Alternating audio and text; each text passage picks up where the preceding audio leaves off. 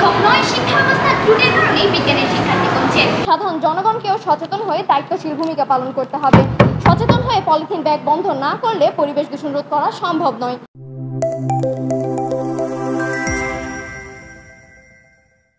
মূলত এই কারণে এই বিজ্ঞান বিতর্ক প্রতিযোগিতার আয়োজন করছে সমবাদ এবং বিএফএফ, এই দুই সংগঠন।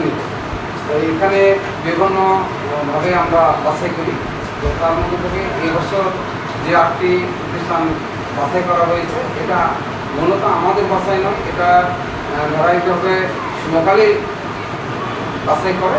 জাস্ট আমরা তাদেরকে অবগত করি, তাদের সাথে যোগাযোগ করি এবং তাদেরকে এক জায়গা করে এটা বিচারক মণ্ডলীর মাধ্যমে যাচাই করে নিয়ে এরপরে এখান থেকে এক দলকে আমরা চ্যাম্পিয়ন ঘোষণা করব এবং এই চ্যাম্পিয়ন দল আগামী দিনে বিভাগীয় পর্যায়ে অংশগ্রহণ করবে।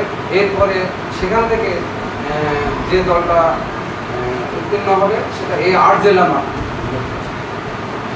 রাজশাহী বিভাগের যে 8 জেলা, এই 8 জেলা 8টি দল আবার রাজশাহীতে অংশগ্রহণ করবে। সেখানে যে জেলা উত্তীর্ণ হবে, চ্যাম্পিয়ন হবে, তারা জাতীয় পর্যায়ে যায় অংশগ্রহণ করবে। হই হই প্রাণ, তাই তো শিক্ষার্থী ফেলে আসে বিজ্ঞান। অসংখ্য ধন্যবাদ মাননীয় মডারেটর, আজকের এই মহান মঞ্চে আমাকে বিতর্ক প্রদানের সুযোগ করে দেওয়ার জন্য। বিতর্ক চলছে এবং যথারীতিতে বিতর্কের বিষয় নির্ধারিত হয়েছে। শিক্ষক নয়, শিক্ষা ব্যবস্থা ত্রুটির কারণেই বিজ্ঞানের শিক্ষার্থী কমছে। প্রথম বক্তা হিসেবে বিষয়টিকে সুস্পষ্টভাবে সংজ্ঞায়ন করে যাবো ইনশাল্লাহ। বিষয়টিকে সুস্পষ্টভাবে সংজ্ঞায়নের জন্য আমি কয়েকটি অংশে ভাগ করে নিচ্ছি। 1 শিক্ষক, 2 ত্রুটি, 3 শিক্ষা ব্যবস্থা এবং 4 বিজ্ঞানের শিক্ষার্থী। প্রথমে আসা যাক শিক্ষক কি। শিক্ষক হলেন সমাজের দিশারি, যিনি জ্ঞান দান, পাঠদান এবং নৈতিক ও আচরণ করতে সাহায্য করে, শিক্ষার্থীদের নৈতিক গুণাবলীর বিকাশে সাহায্য করেন এবং জাতীয় উন্নয়নে ভূমিকা রাখেন। পরিবেশ, বন ও জলবায়ু পরিবর্তন বিষয়ক উপদেষ্টা সৈয়দা রেজওয়ানা হাসান বলেন, পরিবেশ অধিদপ্তর সচেতনতামূলক কর্মসূচি গ্রহণ করবে, কিন্তু সরকারের পাশাপাশি সাধারণ জনগণকেও সচেতন হয়ে দায়িত্বশীল ভূমিকা পালন করতে হবে। সচেতন হয়ে পলিথিন ব্যাগ বন্ধ না করলে পরিবেশ দূষণ রোধ করা সম্ভব নয়। প্রথম আলোর খবর থেকে জানা যায়, দেশে 3000 কলকারখানার মধ্যে 1,40,00,000 পলিথিন ব্যাগ উৎপাদিত হয়। সেখানে প্রতিপক্ষ দলের কাছে আমার প্রশ্ন, যদি পলিথিন ব্যাগ উৎপাদন ও ব্যবহার নিষিদ্ধ করে দেশে আইন প্রণয়ন করা হয়ে থাকে, তার সত্ত্বেও কেন 80% মানুষ দেশে প্রতিদিন পলিথিন ব্যবহার করছে?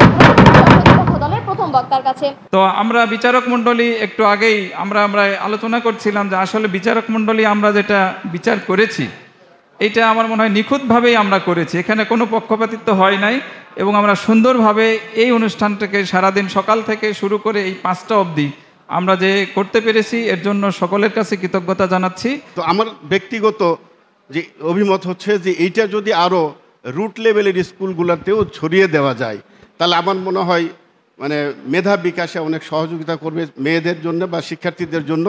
আর এই আয়োজনটা আরও ব্যাপক বিস্তৃত করে যদি এটা করা যায়, মেয়েদের মধ্যে বা শিক্ষার্থীদের মধ্যে একটা প্রতিযোগিতা সুলভ মনোভাব গড়ে তোলা যায় প্রত্যেকটা শিক্ষা প্রতিষ্ঠানে, তাহলে পার্টিসিপেন্টও যেরকম বাড়বে, উদ্দেশ্যটাও সাধন হবে।